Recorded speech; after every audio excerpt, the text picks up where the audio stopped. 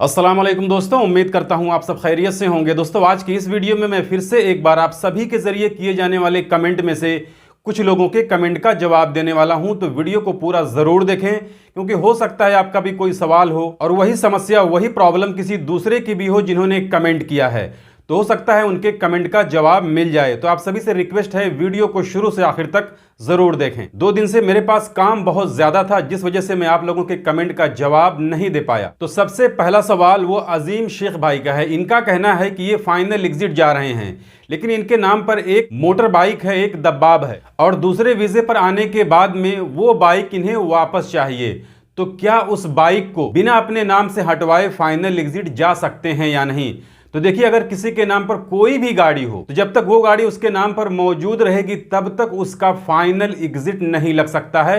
खुरूज औदा लग सकता है, छुट्टी जा सकते हैं, लेकिन फाइनल एग्जिट जाने के लिए गाड़ी को अपने नाम से हटवाना जरूरी है। एक सवाल मोहम्मद रफीक भाई का था। इनका कहना है कि इन्हें सऊदी अरब में आकर 10 महीने हो गए हैं, तो क्या ये तनाजुल ले सकते हैं या नहीं? नहीं ले सकते। जब तक आपका कफील नहीं चाहेगा, आप 1 साल से पहले तनाजुल नहीं ले सकते। एक कमेंट कदावत रमूलू नाम से आया है, जिसमें उनका कहना है कि वो सऊदी अरब में पहली बार आए हैं, उनका इकामा अभी नहीं बना है, तो क्या वो दूसरी जगह नकल कफाला ले सकते हैं या नहीं?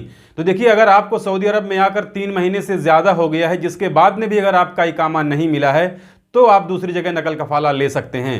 अगर 3 महीना पूरा नहीं हुआ है तो आप अपनी मर्जी से नकल कफाला नहीं ले सकते। एक सवाल फयाज मलिक भाई का है। इनका कहना है कि भाई, ऑटो इलेक्ट्रीशियन का इकामा कितने में बनता है? तो देखिए, ऑटो इलेक्ट्रीशियन ये एक प्रोफेशन है, और प्रोफेशन का इकामा जो होता है वो 9,600 रियाल में बनता है। एक सवाल सद्दाम हुसैन भाई का है। इनका कहना है 1 साल में कितनी छुट्टी मिलती है? तो देखिए, अगर 5 साल पूरा नहीं हुआ तो 5 साल से पहले हर साल में 21 दिन की एनुअल लीव मिलेगी, लेकिन अगर आपका 5 साल पूरा हो गया है तो 5 साल के बाद में हर साल का 1 महीना एनुअल लीव मिलेगा। एक सवाल सरताज अली भाई का है। इनका कहना है मेरा 1 साल हो गया है, लेकिन मेरा कॉन्ट्रैक्ट नहीं बना है, तो क्या बिना कफील को बताए कफाला हो जाएगा या नहीं होगा? नहीं होगा। अगर आपका इकामा अभी वैलिड है तो नहीं होगा। इकामा एक्सपायर होने के बाद में बिना कफील को बताए आप 1 साल बाद नकल कफाला ले सकते हैं। एक सवाल नईमुल्ला मुसलमान भाई का है। इनका कहना है कि इनकी सैलरी 1500 बताई गई थी, लेकिन सऊदी अरब में यहाँ आने के बाद में इन्हें 1200 रियाल दिया जा रहा है। जब ये वापस जाने को बोल रहे हैं तो इनसे 8000 रियाल की डिमांड की जा रही है। तो देखिए, अगर आपका अभी 3 महीना पूरा नहीं हुआ है, आपका इकामा नहीं बना है, तो आप 1 भी रुपया नहीं देंगे। बिना कोई भी पैसा दिए आप अपने मुल्क जा सकते हैं। लेकिन अगर 3 महीने से ज्यादा हो गया या फिर आपका इकामा बन गया तो कंपनी आपसे या फिर कफील आपसे पैसा मांग सकता है। एक सवाल आशिक इस्लाम भाई का। इनका कहना है कि भाई, मेरा 3 महीना पूरा नहीं हुआ है, तो क्या मैं अपने मुल्क जा सकता हूं या नहीं जा सकता हूं? आप बिल्कुल जा सकते हैं। 3 महीना अगर पूरा नहीं हुआ है, आपका इकामा नहीं बना है, तो आप जा सकते हैं। लेकिन 3 महीना गुजर जाने के बाद में अगर आपका इकामा बन जाता है तो फिर आपको दिक्कत हो सकती है। एक सवाल अब्दुल कफील भाई का है। इनका कहना है कि अगर कफील 3 महीने से सैलरी नहीं दे रहा है तो क्या दूसरी जगह नकल कफाला हो जाएगा या नहीं? तो देखिए, हुकूमत ने इसके लिए कहा है कि अगर किसी को लगातार 3 महीने तक सैलरी नहीं मिली है तो वो चाहे तो अपना नकल कफाला ले सकता है, लेकिन इस नकल कफाले के लिए आपको सबसे पहले लेबर ऑफिस में जाकर अपने कफील के खिलाफ में कंप्लेन करनी पड़ेगी कि मुझे 3 महीने से लगातार सैलरी नहीं मिली है, जिस वजह से मैं इस कफील के पास काम नहीं करना चाहता, मैं दूसरी जगह नकल कफाला लेना चाहता हूं। तो वहां से आपका नकल कफाला होगा। बाकी अगर आपको 3 महीने की सैलरी नहीं मिली है और आप बिना कफील को बताए नकल कफाला लेना चाहते हैं, तो फिर आप नकल कफाला नहीं ले सकते। और लेबर ऑफिस में जाने के बाद में भी आपको ये प्रूफ करना पड़ेगा कि आपको 3 महीने से सैलरी नहीं मिली है। यानी आपको आपके सैलरी अकाउंट का स्टेटमेंट वगैरह निकाल कर लेबर ऑफिस में कंप्लेन करते वक्त सबमिट करना पड़ेगा, जिससे यह साबित हो सके कि आपको 3 महीने से सैलरी नहीं मिली है। एक कमेंट मोहम्मद सद्दाम हुसैन भाई का है। इनका कहना है कि आप अपनी वीडियो जितनी शॉर्ट रखें उतना अच्छा रहेगा।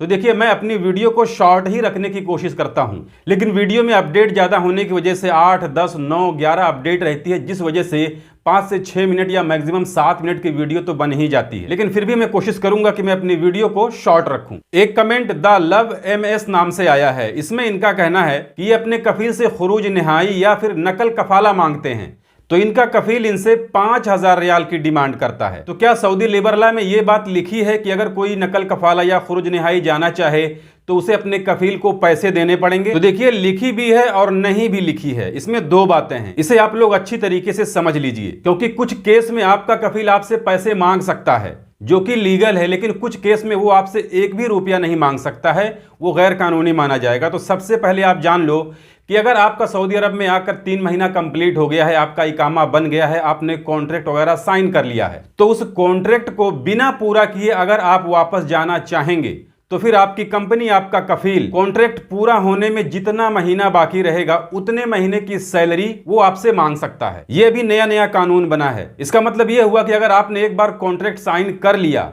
चाहे 1 साल का किया हो या 2 साल का किया हो, तो बिना किसी ठोस कारण के आप उस कॉन्ट्रैक्ट को टर्मिनेट नहीं कर सकते हैं, ना आप वापस जाने के लिए कह सकते हैं। कफील या कंपनी आपसे कॉन्ट्रैक्ट में बाकी महीनों की सैलरी, जितनी आपकी सैलरी है उतनी सैलरी हर महीने के हिसाब से जितना कॉन्ट्रैक्ट में बाकी रहेगा वापस आपसे मांग सकता है। एक सवाल कृष्णा सिंह भाई का है। इनका कहना है कि सऊदी अरब से खुरूज जाने का क्या प्रोसीजर है। भाई कोई प्रोसीजर नहीं है। खुरूज निहाई कफील अपने मोबाइल से 5 मिनट में लगा देगा, जो एकदम फ्री होता है। इसमें आपको टेंशन लेने की जरूरत नहीं है। बाकी अगर आपको बिना कफील के खुरूज निहाई लगवाना है तो आपको लेबर ऑफिस जाना पड़ेगा। एक सवाल सुब्रत अली भाई का है। इनका कहना है कि इनका आकर 3 महीना पूरा हो गया, ये अब अपने मुल्क वापस जाना चाहते हैं, इसके लिए इन्हें क्या करना पड़ेगा। तो देखिए, अगर आपको वापस ही जाना था तो 3 महीना पूरा नहीं करना था। 3 महीने से पहले आप अगर एक बार जाकर कंप्लेन करते तो आप अपने मुल्क जा सकते थे। लेकिन अगर 3 महीना पूरा हो गया है और आपका इकामा वगैरह बन गया है तो फिर अब आपको अपने मुल्क जाने के लिए एम्बेसी जाना पड़ेगा। अपने मुल्क के एम्बेसी पर जाइए, वहां से आप अपने मुल्क जा सकते हैं। या अगर आपको कोई दिक्कत है, कोई परेशानी है, तो इसके लिए आप कंप्लेन करके भी अपने मुल्क आप जा सकते हैं। तो देखिए, जितने भी नए लोग हैं उन्हें मैं एक बात कहना चाहता हूं, अगर उन्हें अपने मुल्क वापस जाना है तो वो ये कोशिश करें कि वो आने के बाद में 3 महीने से पहले ही वापस चले जाएं। उसमें उन्हें ज्यादा दिक्कत नहीं होगी। लेकिन अगर 3 महीने के बाद वो जाने की कोशिश करेंगे, जिसमें उनका इकामा वगैरह बन जाता है, तो फिर काफी दिक्कत हो जाती है, क्योंकि कफील फिर उसके बाद में उनसे पैसे मांगने लगता है, जो अभी इल्लीगल भी नहीं है। वो आपसे पैसे मांग सकता है, और क्यों मांग सकता है इसके बारे में मैंने अभी थोड़ी देर पहले आप सभी को बताया है। एक सवाल सुरेंद्र कुमार भाई का है। इनका कहना है कि सर मेरा 8 साल हो गया है, मुझे कितना एंड ऑफ सर्विस मिलेगा। तो देखिए, 5 साल के बाद में 6 साल या 7 साल या 8 साल या 9 साल पर जाने से आपको आपकी सैलरी का 66% एंड ऑफ सर्विस बनेगा। 5 साल कंप्लीट होने पर और 6 साल से पहले जाने पर आपकी सैलरी का 50% एंड ऑफ सर्विस होता है। 2 साल के बाद यानी 3 साल से लेकर के 5 साल से पहले तक अगर आप खुरूज निहाई जाते हैं तो आपकी सैलरी का 33% आपका एंड ऑफ सर्विस बनता है।